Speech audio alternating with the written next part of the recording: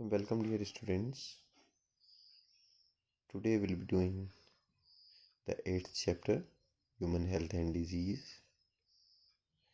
In today's lecture, we'll be talking about the prevention and control of the drug and alcohol abuse. In the last lecture, we talk about the effects caused by the drug and alcohol abuse. And in today's lecture, we'll basically talk about what is the preventive measure to control the drug and alcohol abuse.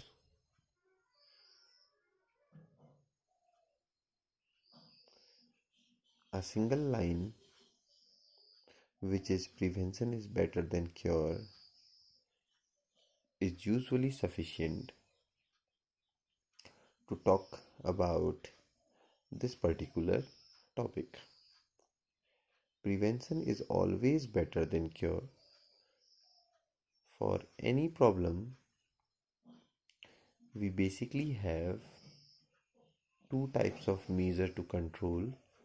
One is known as preventive measure and other is known as remedial measure. Preventive measure is for prevention and remedial measure is after a problem, after a certain thing came into existence. How could we solve the problem is the remedial measure. Means if we think about forest fire, preventive measure इसमें अगर हम बोलें forest fire में preventive measure वो है कि हम ऐसा क्या करें कि फॉरेस्ट में फायर जो है वो लगे ही नहीं। प्रिवेंटिव मेजर है। हम जो भी हस्क होती हैं, ड्राइड लीव्स होती हैं, उनको जो फायर टाइम होता है, जिस टाइम जंगलों में आग लगती है उससे पहले ही हटा देंगे, तो फायर नहीं लग पाएगी। प्रिवेंटिव मेजर है। While when we are talking about the remedial measure afterward है। remedial measure जब जंगल में आग लग गई, अब इस फायर को कैसे कंट्रोल करना है, this is the remedial measure. So preventive measure is always better. अगर जंगल में आग ही नहीं लगेगी तो हम नुकसान को कम कर सकते हैं।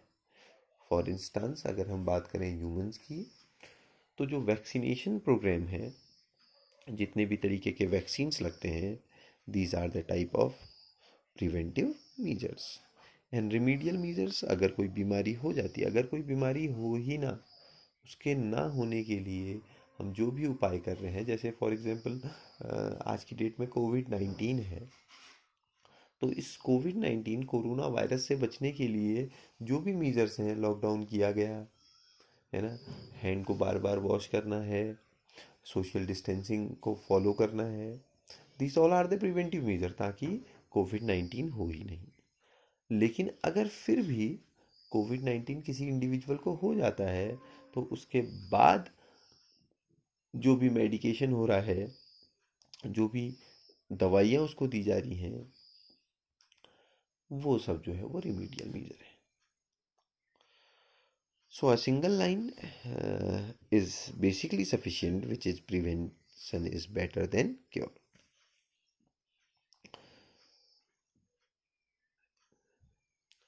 The habits such as smoking, taking drug or alcohol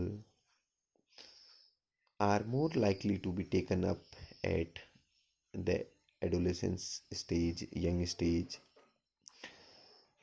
and it is best to identify the situations that may push an adolescence towards the use of drug or alcohol, क्योंकि एडोलेसेंस की एज में ही basically कोई भी individual drug या alcohol abuse की ओर बढ़ता है, इनको लेना शुरू करता है, तो सबसे पहले हमें इस कारण को ख़त्म करना पड़ेगा जिनकी वजह से कोई भी यंग इंडिविजुअल जो है वो इन ओर को बढ़ता है।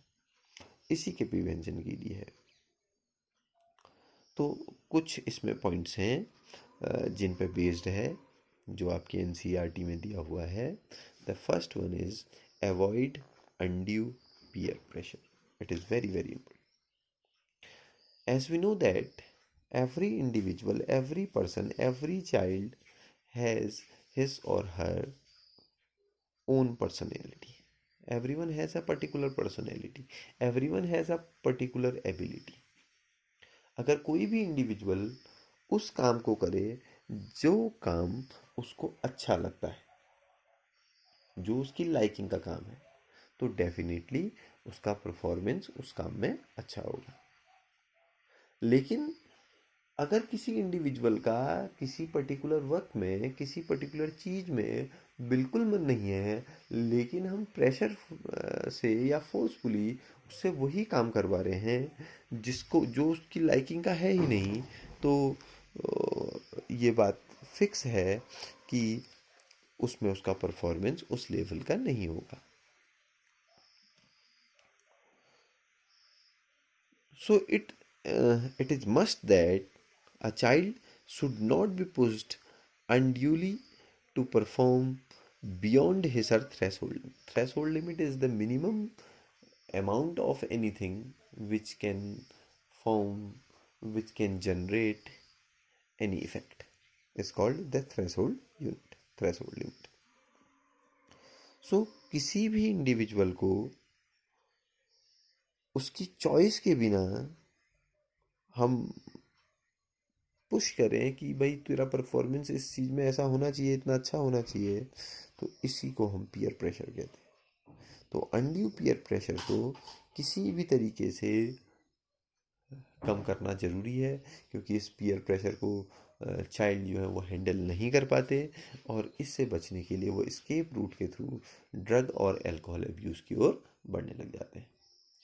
ये किसी भी फील्ड में हो सकता है, वो एजुकेशन में हो, वो स्पोर्ट्स में हो, या कुछ अदर एक्टिविटीज़ में हो, म्यूज़िक में हो। अब कोई इंडिविजुअल अच्छा म्यूज़िक में नहीं है, तो आप उससे ज़बरदस्ती कहें कि नहीं भाई तेरे को इस म्यूज़िक कंपटीशन में फ़र्स्ट आना है।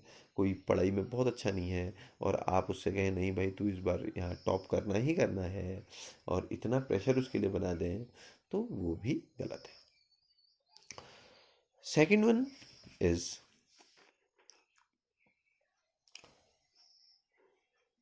education and counseling. It is very very important to educate and counsel the person which is facing a problem by facing a problem of alcohol abuse or drug abuse, है ना, और facing a problem of stress. उसको ये educate करना ज़रूरी है। It is very very important to educate him और हर to accept the disappointments and failures, because disappointments and failure are part of life.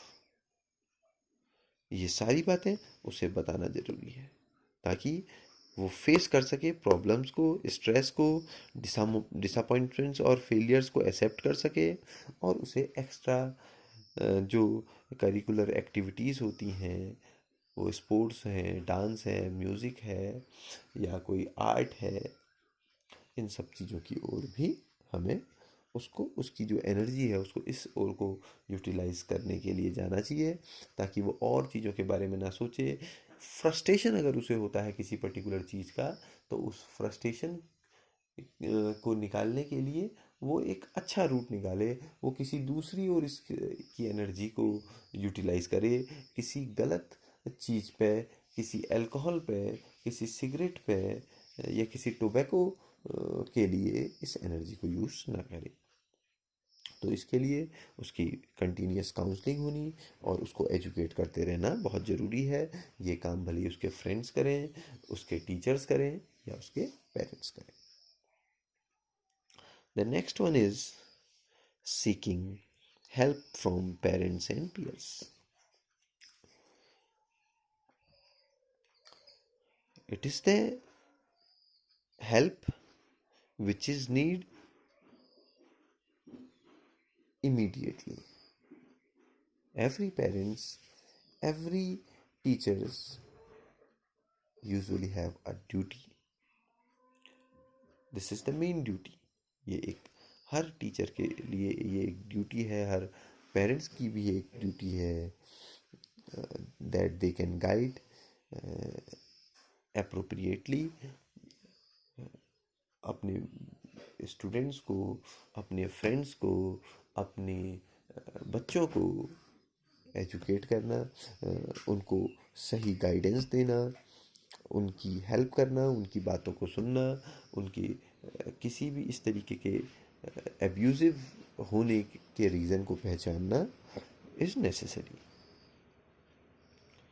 For appropriate guidance and help from close and trusted friends. The next one is looking for danger signs. The alert parents and teachers need to look for and identify the danger sign. All the danger signs include, हमें पता है कि alcohol abuse के danger science क्या होते हैं. Irritation होता है ना, बहुत ज़्यादा गुस्सा होता है, अपनी जो एजुकेशन है, जो पढ़ाई लिखाई है, इसमें मन, इससे ध्यान हटना होता है, लोगों से बात कम करना, ये कई सारे साइंस और सिम्टम्स की हमने बात की है. तो इन डेंजर साइंस को आइडेंटिफाई करना है ना, और क्या ऐसे डेंजर सिम्टम्स हैं उनको पता करना, एंड साथ में appropriate measures would then be required. और फिर इनको क्योर करने के लिए कुछ अप्रोप्रिएट मीजर्स जो हैं वो रिक्वायर्ड होते हैं.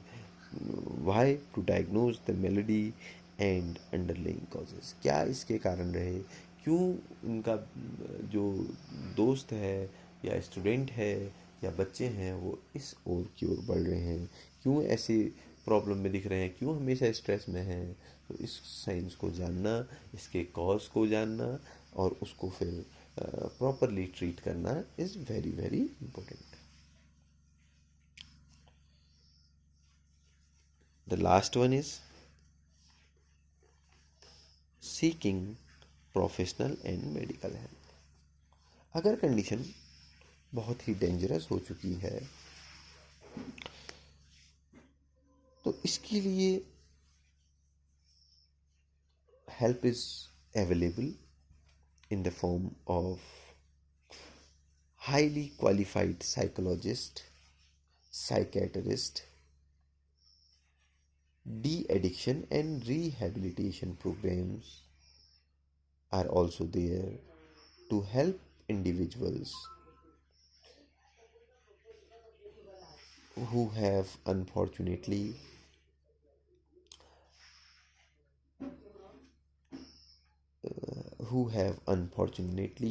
got in the quagmire of drug and alcohol abuse. जो भी इस ड्रग और अल्कोहल एब्यूसिव में फंस गए हैं उनके लिए हाईली क्वालिफाइड साइकोलॉजिस्ट हैं, साइकेट्रिस्ट हैं, कई सारे डी एडिक्शन रिहेबिलिटेशन प्रोग्राम्स जो हैं वो चल रहे हैं. आपने कई सारी मूवीज़ में देखा होगा, अगर संजू मूवी देखी तो उसमें भी देखा होगा.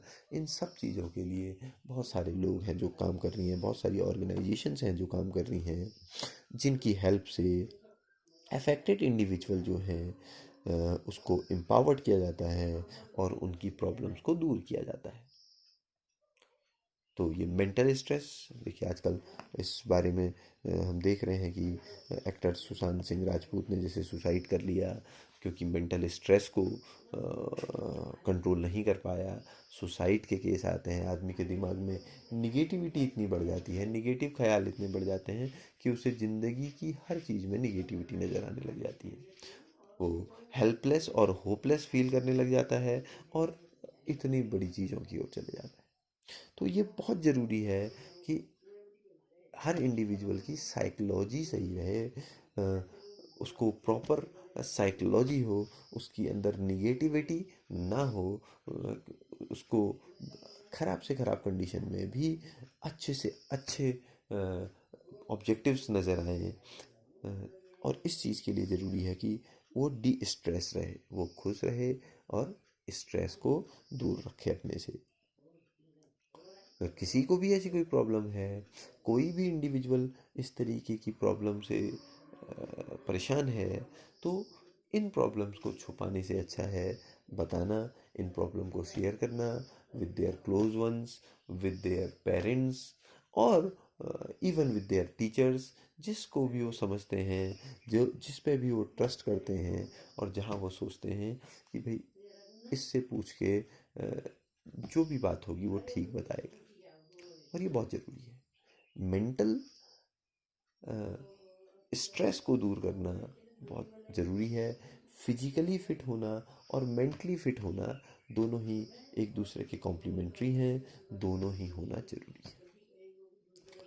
तो मेंटल हेल्थ, स्ट्रेसफुल कंडीशन बहुत ज़्यादा बढ़ चुकी हैं, और इससे बाहर आना बहुत ज़रूरी है। इवन अब ये कोविड-19 की वजह से 3-4 महीने से जो इंडिविजुअल्स इधर उधर, कई लोगों की नौकरी चली गई, कई सारी और प्रॉब्लम्स को फेस कर रहे हैं, तो और वो बहुत स्ट्रेसफुल कंडीशन में है, तो ज़रूरी है कि वो अ, आगे अपनी साइकोलॉजी को ठीक करें, और इस चीज़ के स्ट्रेस से बाहर निकलें। So this is all about today's lecture. Thank you so much.